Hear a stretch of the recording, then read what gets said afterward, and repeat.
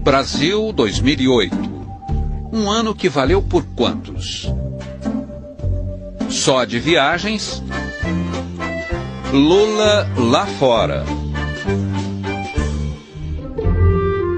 Fartura de gastos com o cartão do governo. Viagens, compras, aluguéis de carro. Quantos golpes descobrimos em 2008?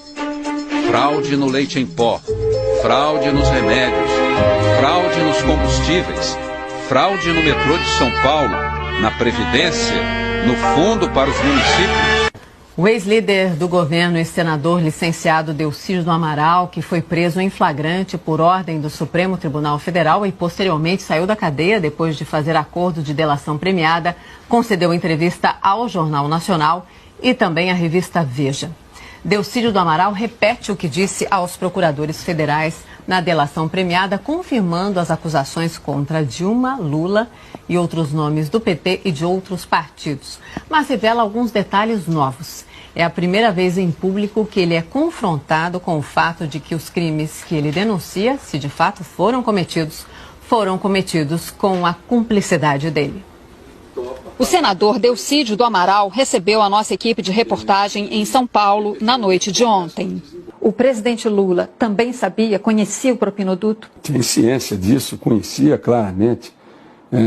Nomeou, junto com as bancadas, os principais diretores da Petrobras. Todos?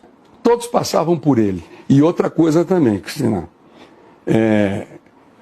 não é de agora que os diretores da Petrobras são indicados politicamente. Em outros governos, também diretores da Petrobras foram indicados. Não estou dizendo todos, mas essa prática também não é de agora. Em 2010 e em 2014, a campanha da presidente Dilma recebeu dinheiro de propina. Eu não tenho dúvida nenhuma disso, o tempo vai dizer claramente. Daqui a algumas semanas, as pessoas vão ter condição de...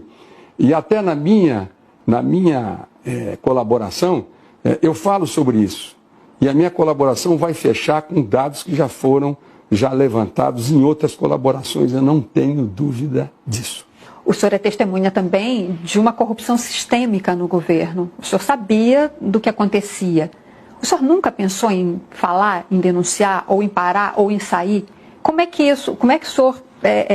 sua consciência lidava com isso que o senhor estava vendo? Na verdade, eu procurava cumprir o meu papel de líder do governo, e acho que eu cumpri bem. Agora, efetivamente, eu poderia ter denunciado, até porque eu tenho um nível de conhecimento que é muito diferente dos demais.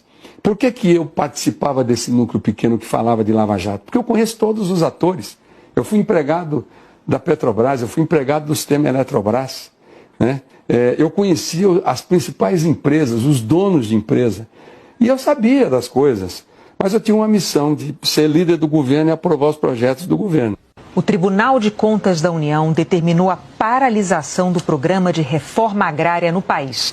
Os auditores encontraram milhares de irregularidades. Segundo as investigações, até mortos receberam terras ou recursos do programa. A suspeita de fraude atinge quase 600 mil beneficiários, 1/3 do total atendido pelo INCRA em todo o país.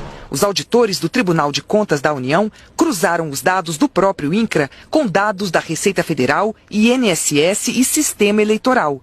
E acharam entre os beneficiados da reforma agrária, que recebem terra e recursos, quase 62 mil empresários, 144 mil servidores públicos, quase 38 mil mortos e mais de 1.000 políticos eleitos, 800 vereadores, quase 100 deputados estaduais, 69 vice-prefeitos, 4 prefeitos e 1 senador.